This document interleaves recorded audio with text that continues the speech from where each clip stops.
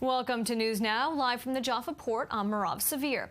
Raqqa is being slaughtered silently. That's the name of an online group of activists, all of whom are from Raqqa, who are looking to create opposition among the population, which lives under Islamic State control.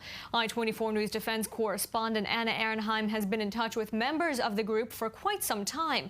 And while on a recent visit to Berlin, she sat down with one of them to talk about his personal story and his personal fight to reclaim his city.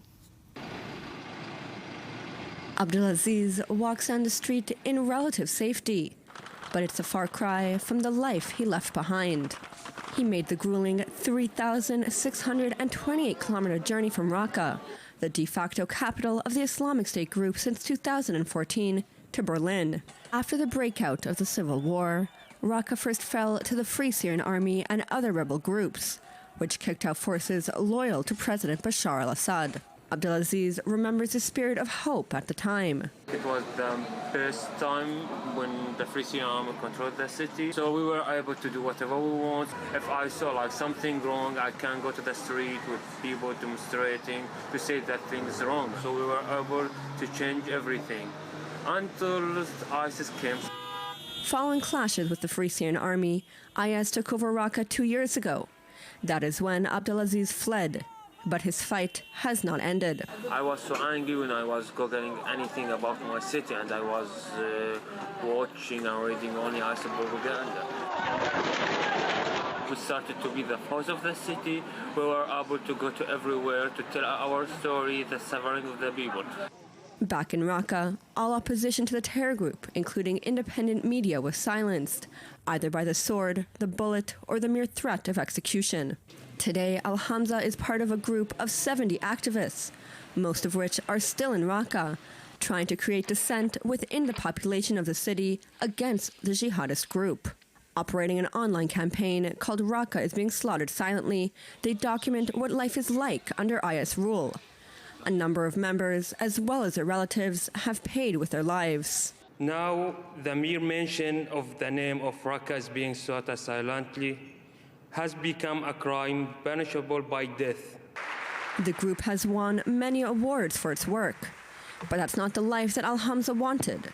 Before the war, he was studying biochemistry with the hope of one day becoming a pharmacist. When we started the revolution, we were asking for freedom, so we didn't ask for this group to come to our city, to our country, to have someone from outside, from abroad, to come to your city and to change everything and to force you what to do and what not to do. Because when ISIS first came to Raqqa, they started to shock the civilians, they started the execution, the kidnap, the human rights violations, to tell the people, the civilians, if you do any mistake, we will send you to the death.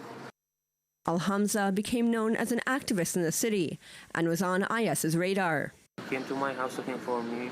Fortunately, I was not there, so I was not able to back home to my house. So I stayed in my friend's house for 2 days until I got an ID for a friend of mine. He looks like me, and by this ID, I was able to escape to Turkey. From Turkey, he made his way to Greece, and from there to France, and then Berlin. That trip cost him 13,000 euros. We started with a small idea, small people who were sitting in our room, talking by Skype, and later on we came up with this organization, and right now we are fighting for our city, and we started to have a big and huge voice. And that has made them a top target for IS. A number of members of Raqqa being slaughtered silently have been assassinated by the jihadist group in Turkey, leading others to partake in personal and digital security courses in order to learn how to better protect themselves. To the people of Raqqa who are still there, to your activists still inside, do you have anything to tell them? For me, that they are my heroes. They are like my brother, my sisters, the main important resistance in the world for me. So I want to thank the people of Raqqa for what they are doing. And Anna Ehrenheim now joins us in the studio. Good evening, Anna. Good evening. And as you mentioned in this report, and we saw the faces of some of those activists who paid a very heavy price for what they are doing to try and save their city.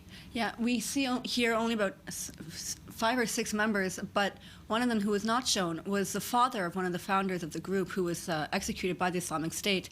And the Islamic State published a video of his execution, and Alhamza told me that it was very hard for him to watch that video and that he didn't want his friend to see his father get executed. But he said, no, I have to see it. I have to watch it. Is this something that he does? He watches all the videos of his fellow organization members when they are executed by the Islamic State? And why does he do that? I don't think that, it's something that he wants to do, but it's something that you have to do. There were only, of these members that were assassinated, there were 2 videos that were released.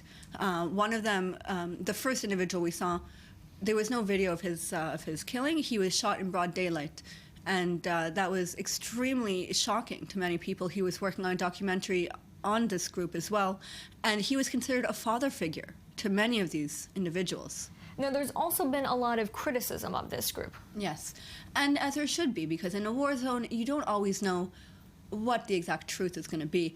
And for me personally, they have come with very interesting and very reliable information and sources.